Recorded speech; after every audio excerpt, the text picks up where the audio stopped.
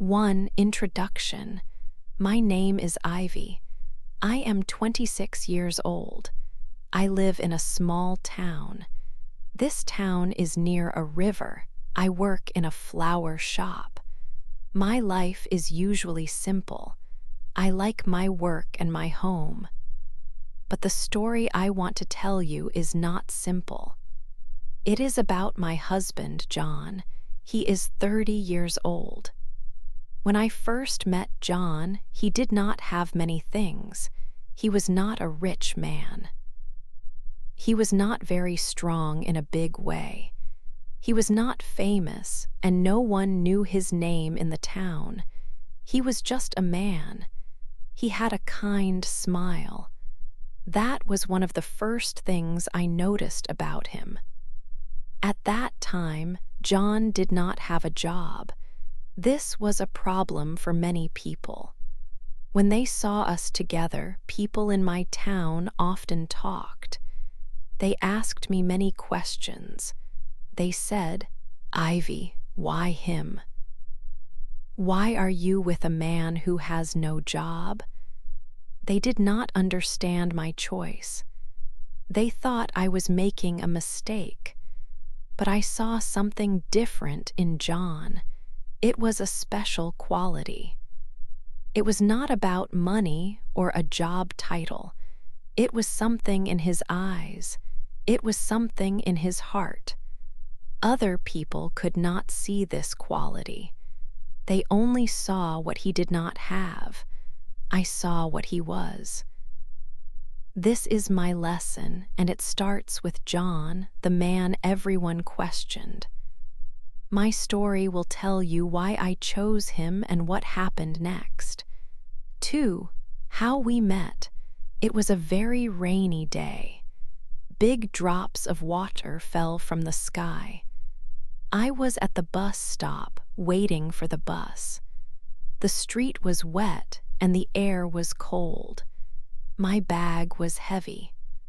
I had flowers to take to a shop, and they were getting wet too. I felt tired and a little sad. The bus was late, as always. I just wanted to go home. The cold rain made me feel quite miserable. Then I saw a man sitting there. He had an umbrella, but it was old and broken. It did not help him much against the rain. He looked a little wet, like me. He was waiting for the bus, too. We waited for a long time. The bus did not come, and the rain did not stop. He looked at me. I think he saw that I was very wet and cold. My clothes were sticking to me, and my hair was wet. He took off his jacket. It was a simple jacket, not new, not fancy, but it looked warm. He held it out to me. "You need this more than I do," he said. His voice was kind and soft. I was surprised. No one usually offered me their jacket. I took it. It was warm from his body. I put it on. It felt good. A little bit of the cold went away. My heart felt a little warm too because of his kindness. We started to talk a little. He told me his name was John. I told him my name was Ivy. He said he was looking for a job. He told me it was hard to find work in our town. Many places said no to him, and he felt a little down about it. I listened to him. I did not think about his job. I did not think about money. I only thought about his kind eyes and his warm jacket.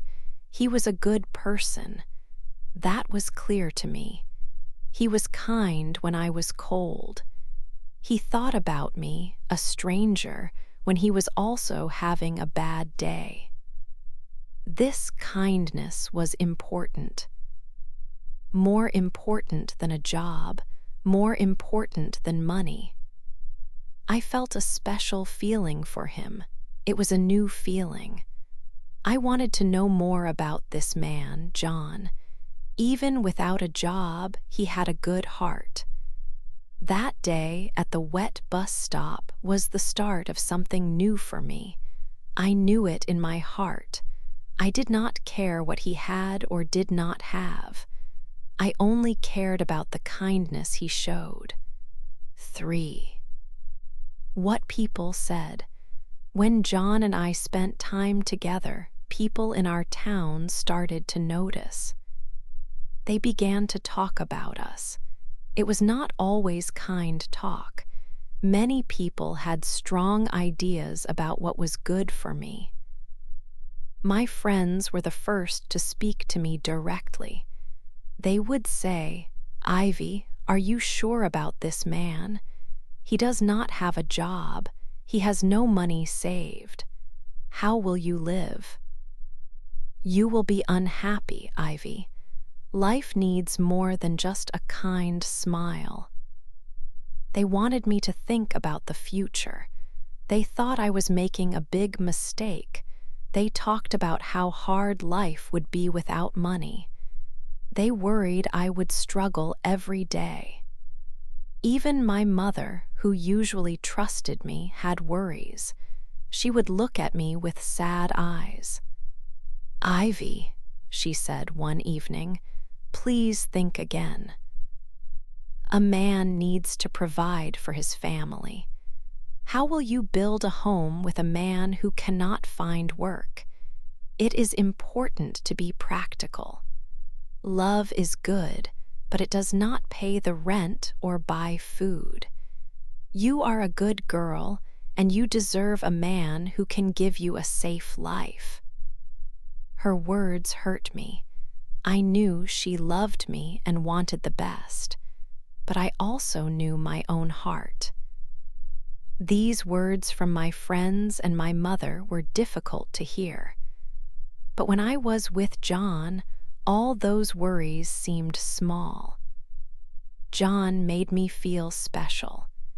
He always knew how to make me smile, even when I felt sad because of what people said.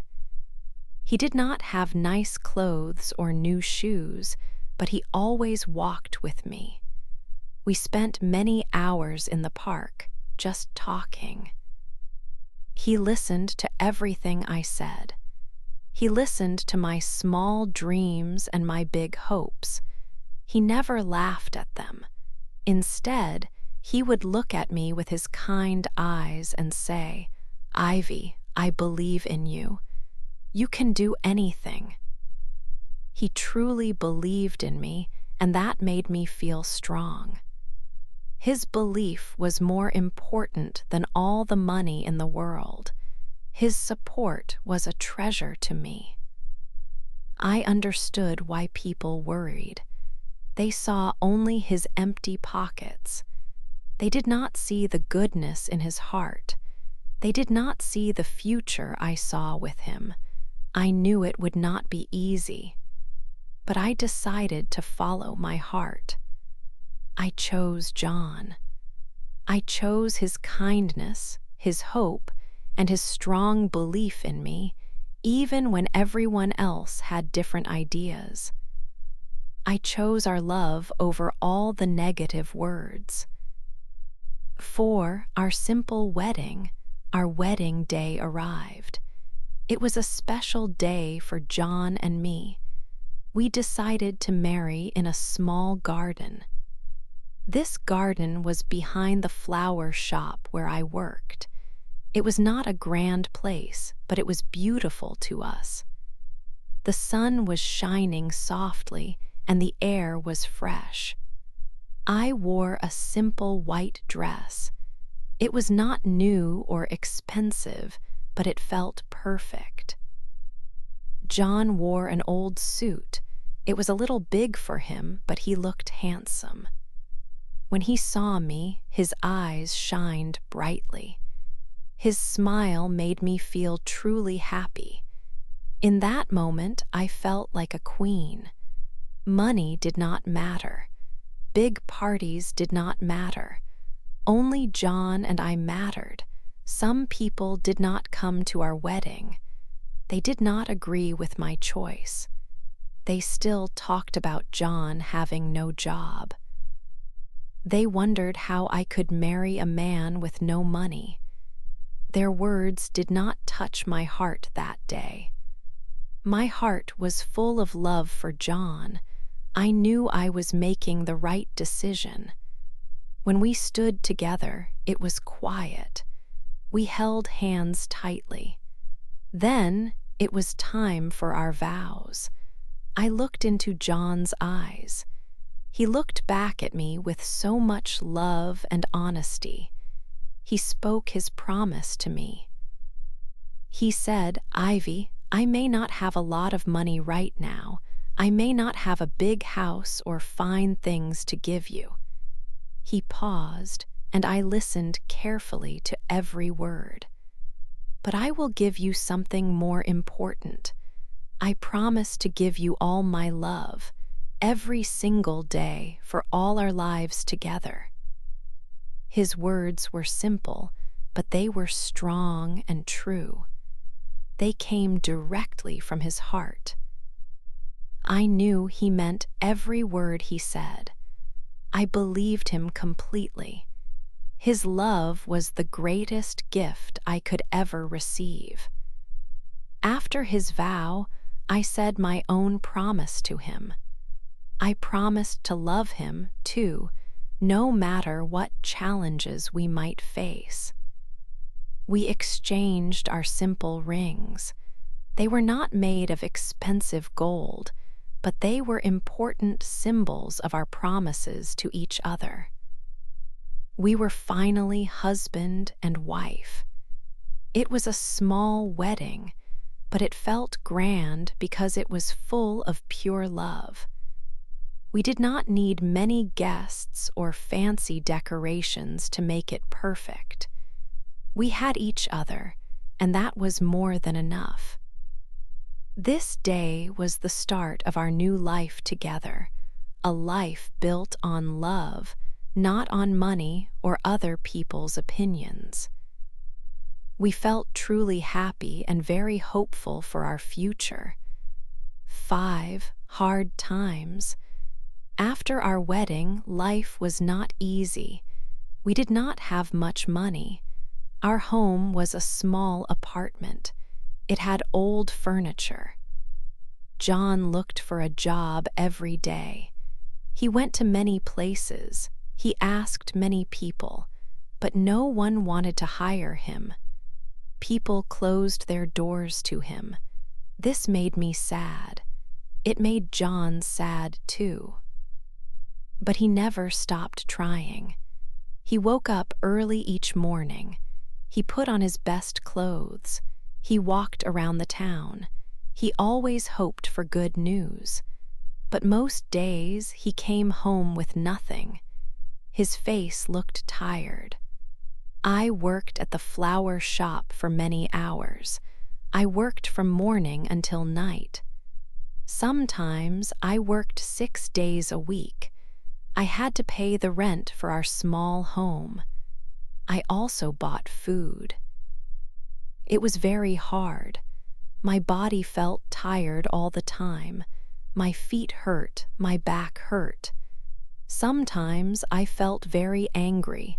I did not want to feel this way. I loved John. But the hard times made me feel bad. One night I was very tired. I sat in the kitchen. I started to cry. I tried to be strong. But sometimes it was too much. John came into the kitchen. He saw me crying. He sat next to me. He did not say many words. He just held my hand. He looked at me with kind eyes. He said, "Do not worry, Ivy. Please do not cry. One day things will change for us, I promise." His words were like a warm blanket. They helped me feel better. His hope was very strong. It helped me feel strong too. Even when we had no money, John always had hope. He always believed in a better future. He never gave up. He made me believe too. We ate simple food. We wore old clothes. But we had love and we had hope. These things were very important to us. They helped us through the hard days. We knew we had each other. That was enough for now. We held onto that feeling. We knew that one day our luck would change. We just had to keep going. We had to keep believing. John's hope was a light in the darkness. It showed us the way forward, even when it was hard to see. Every morning he would smile and say, "Today is a new day, Ivy." And I would smile back, trying to feel his hope in my heart. We faced each day together, hand in hand, strong because of our love and his endless hope. 6. John's secret skill. One afternoon, I came home earlier than usual from the flower shop. The sun was still bright. I walked into our small apartment. John was sitting at our old kitchen table. He was very focused on something. He did not hear me come in at first. I walked closer.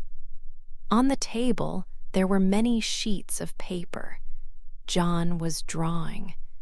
His hand moved quickly and carefully. He was making pictures of furniture. I saw a drawing of a small wooden chair. It was not just a simple drawing. It was detailed and beautiful. There were lines for every part, showing how the chair would look. I had never known he could draw like this. I asked, "What are you doing, John?" He looked up, a little surprised. He quickly tried to hide the papers. His face turned a little red. "Oh, Ivy," he said, "it's nothing important, just some old ideas." He seemed shy about his drawings. I sat next to him. "These are not nothing, John," I told him. "These are wonderful. You have a real talent." He told me he always liked to imagine and draw furniture. He said he never had the chance to make anything. "Why not now?" I asked him. "Why don't you try to build one of these?" I saw his eyes light up a little. It was a small spark of hope. We talked for a long time. We did not have much money, but I thought about it. We could buy some cheap wood. We found a small amount of money we had saved. It was enough for some basic materials. John was excited. He started right away. He worked very hard day and night. Our small apartment became his workshop. There was wood dust everywhere. He used simple tools.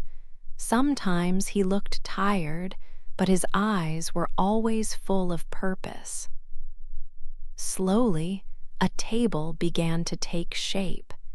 It was the first piece of furniture he ever built for us. He worked with great care. He sanded the wood until it was smooth. He put the pieces together strongly. After many days, the table was finished. It was not perfect, but it was beautiful. It had simple lines and a warm, natural color. It felt strong and real. I was so proud of him. We put it in our living area.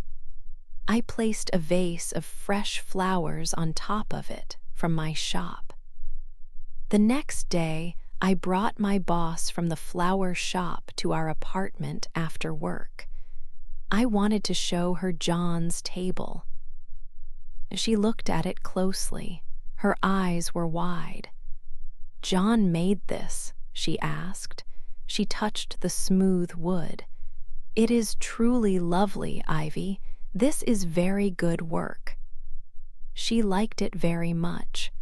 She said, could he make a small display stand for my shop and perhaps a shelf for the counter?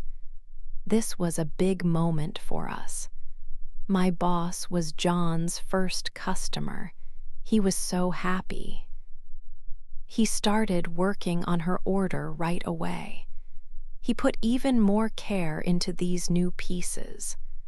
Slowly, other people in town started to notice. They saw the new display stand in the flower shop. They asked about it. They learned that John made it. People began to ask us, can John make a chair for my kitchen? Or can he build a small cabinet for my home? It was a new beginning. John had found his secret skill, and it was starting to bring light into our lives. 7. A new beginning. John's beautiful furniture quickly became very popular. Many people in our town heard about his skill.